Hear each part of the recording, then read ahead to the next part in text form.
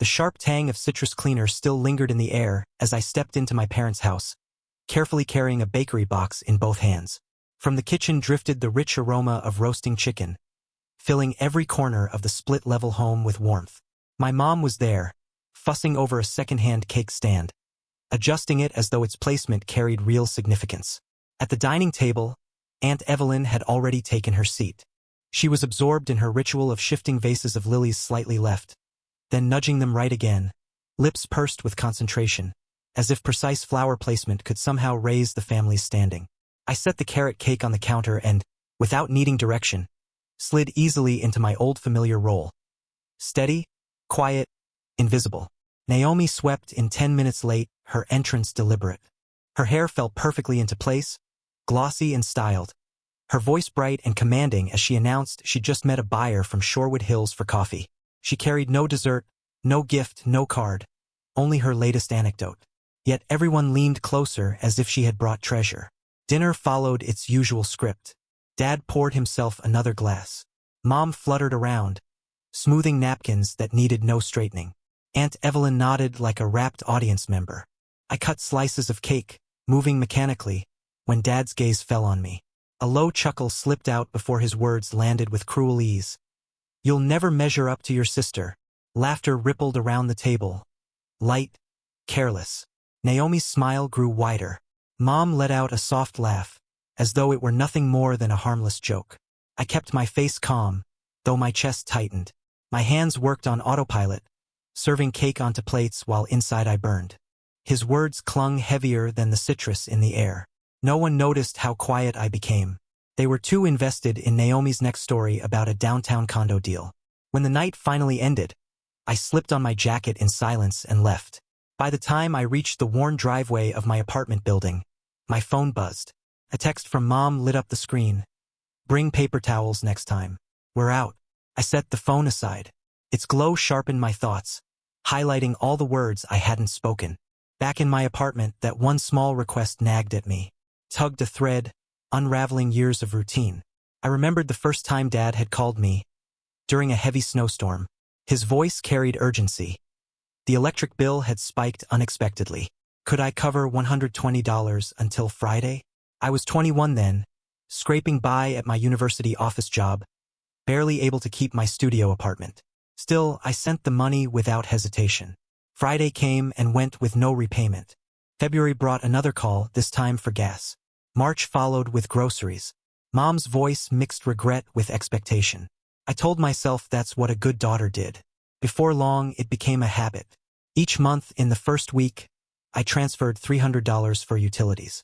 Wednesdays often meant sending $40 or $60 for groceries. By my mid-20s, it was as routine as brushing my teeth or checking my email.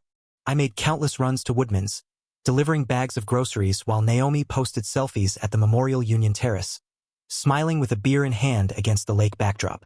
I bought a thermostat at the Home Depot on Stone Road and installed it myself when Dad's back acted up. When the water heater broke, I used my card to cover the plumber's deposit. I told myself love meant being dependable. That reliability defined me. Even when thanks never came, even as Naomi remained the star, the golden child with her dazzling smile, I kept steady in the background, the quiet hum no one acknowledged. One night, scrolling through my banking app, I began saving screenshots of transfers. At first it was accidental, then deliberate. Month after month I built a record. The folder grew, heavier than silence itself, until I knew it would demand attention one day. Naomi knew how to hold a spotlight, even through her phone's lens. She staged open houses on Monroe Street with bowls of bright lemons on spotless counters, posting reels of herself laughing on porches she didn't own. On summer evenings, she posed at the terrace, plastic cup raised toward the lake. Her posts collected likes that confirmed everything my parents already believed. At dinners, her stories filled the air. Mom bragged that Naomi was on track to become Dane County's top realtor. Dad praised her networking, her way of knowing the right people. And when the topic of bills arose, they rewrote history so smoothly it almost felt true. One Thanksgiving, when the water heater failed, Mom smiled at Aunt Evelyn and said, "Naomi handled all the calls that saved us." I sat silently, remembering the plumber's deposit that had drained from my card, the receipt filed away in my folder. Meanwhile, my own life shrank to make space for theirs. I skipped dinners with colleagues after sending another transfer. I postponed a dentist visit for 2 years, always telling myself I'd go when funds weren't so tight. My kitchen chair wobbled endlessly, a Craigslist find I never replaced because their needs came first. Then came the deepest cut.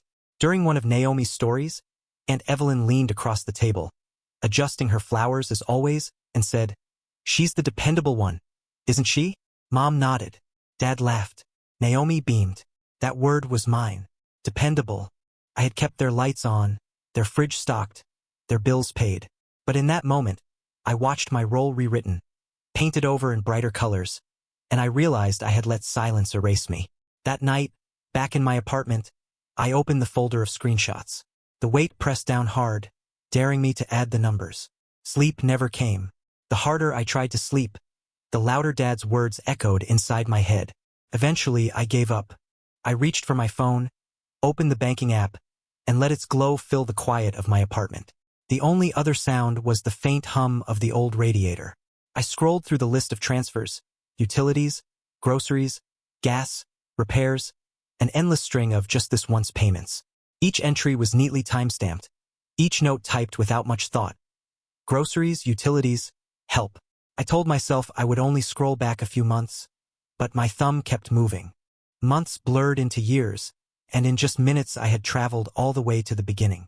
The totals assembled themselves in my head whether I wanted them to or not. I grabbed the notepad from my couch, scribbling figures down, my pen pressing harder with each line. By the time I stopped, the number glared up at me, nearly $29,000. That figure hit harder than any insult Dad had ever tossed my way. It wasn't simply money. It was vacations I never took, savings I never built, dinners I skipped, dentist appointments I postponed for years. It was every Saturday night I stayed home while Naomi posted glossy photos from lakeside restaurants. I sat frozen, pen trembling, realizing just how much my silence had cost me.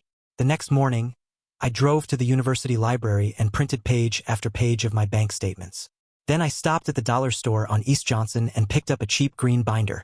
That evening I sat on the floor, hole punching and filing each page carefully. On the cover I wrote a single word, household. By the time the final sheet slid into place, the binder felt far heavier than paper should. It wasn't only evidence, it was a record of my silence. Every sacrifice captured in ink.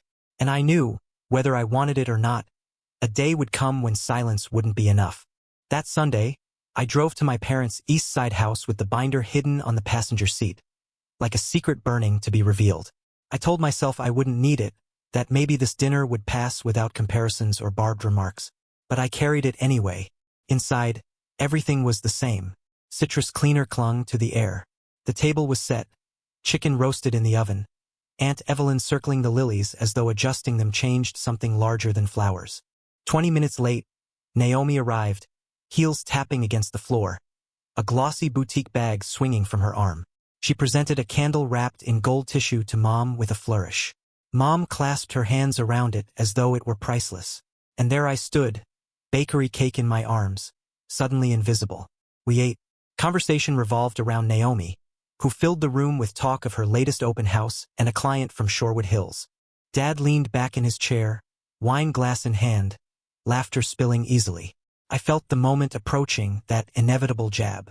It came after dessert, with crumbs of carrot cake still on the plate. Dad looked at me and chuckled, like it was some familiar punchline. "You'll never match your sister," he said. Aunt Evelyn laughed softly, shaking her head as she added, "Naomi is the one we can always count on." The words pierced deeper this time. My chest burned. My fingers tightened around the fork. The image of the green binder waiting in the car seared itself into my mind, along with the $29,000 hidden in silence. Something inside me broke. I set my fork down and met Dad's eyes. "Then tell her to cover all the bills," I said, my voice steady and unwavering. "Because I'm done sending money." The room froze. Mom gasped, pressing her hand to her chest. "Are you out of your mind?" she whispered. Naomi blinked in surprise, then smirked, clearly sensing a new role to play. Dad's chuckle vanished, replaced with a frown, but he said nothing. Aunt Evelyn shifted uneasily, fussing with her flowers. Silence filled the room, stretching taut, and for once I let it. I didn't rush to smooth things over. The following Sunday, a cheerful group text appeared. Dinner at 6. We'll discuss a plan. I knew exactly what kind of plan they meant. Still, I drove across town, the binder this time openly on the seat beside me, its weight steady at every turn. Inside, the dining table looked different. The chicken sat carved neatly on a platter, but alongside it were a calculator, a stack of envelopes, and a notepad full of numbers. Mom sat straighter, her face set with determination. Dad looked serious, a tone usually reserved for traffic fines or overdue bills. Naomi leaned against the counter, scrolling casually on her phone. "We've been thinking," Dad began, tapping the calculator as if to anchor his words. "With prices rising, interest rates, inflation, it only makes sense for everyone to contribute regularly. A family contribution plan." "Everyone?" Mom echoed, her eyes sweeping toward Naomi, though Naomi never looked up from her phone. I pulled out the chair slowly, slipped the strap of my tote from my shoulder, and placed the green binder firmly on the table. "Before we talk about new plans," I said evenly, "we need to address the last 4 years."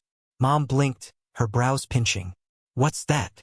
"Receipts," I answered. "Every transfer, every bill I paid. Utilities, groceries, repairs. I may have missed a few, but most of them are here." The atmosphere shifted. Dad's jaw tightened. "This isn't the time to play bookkeeper." Mom opened the binder, flipping through pages, her frown deepening. "These were gifts, Lila. You chose to help. We never asked for this." Naomi finally looked up, smirk tugging at her mouth. "Wow, you've really been keeping track, huh?" I closed the binder gently, sliding it back toward me. My voice came calm, steadier than I expected. "I'm your daughter, not your ATM. If you need help, ask, and accept that the answer might be no. But these silent withdrawals are finished." Dad leaned forward, his hands gripping the calculator. "You're being disrespectful." I met his stare. "What's disrespectful?" I replied. "Is rewriting my life while expecting my checkbook." The silence that followed cut sharper than any argument, spreading across the table like numbers none of them wanted to face. That night, my phone buzzed relentlessly. The family group chat exploded as soon as I got home. Dad's messages came first, sharp and dismissive. "Don't be dramatic." Mom followed with long paragraphs about respect, sacrifice, and everything parents supposedly give. Then Naomi sent a single laughing emoji, small, thoughtless, and cutting. I muted the thread, opened my laptop, and stared at the glow until my breathing slowed. Then, one by one, I began breaking the cycle. I canceled every recurring transfer, utilities, groceries, gas, repairs. Each click severed a link in a chain I had carried for nearly a decade. The app prompted me over and over. "Are you sure?" Every time I pressed yes. Then I set up a new transfer, not to them but to myself. Same amounts, same dates, only this time the money flowed into my own savings. It felt small, almost trivial, but also essential. For the first time in years, I was paying myself. The next morning, I laced up my running shoes. Along Yahara River Parkway, mist rose from the water while geese glided overhead. My body felt stiff at first, but as I counted breaths and steps, I realized I was building something new, one stride at a time. By noon, Aunt Evelyn invited me for coffee, swearing there would be no ambush. But when I arrived, her smile came paired with a speech about family unity and not burning bridges. I listened until her words blurred into the clink of silverware, then stood up and told her I was leaving.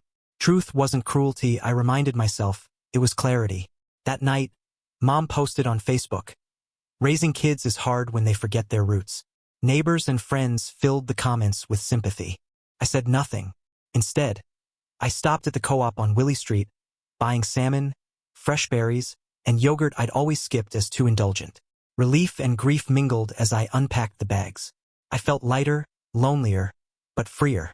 That night I slept deeply, without tallying bills in my head. Cracks appeared quickly. Naomi posted a photo of new sneakers, caption self-made, Madison skyline behind her.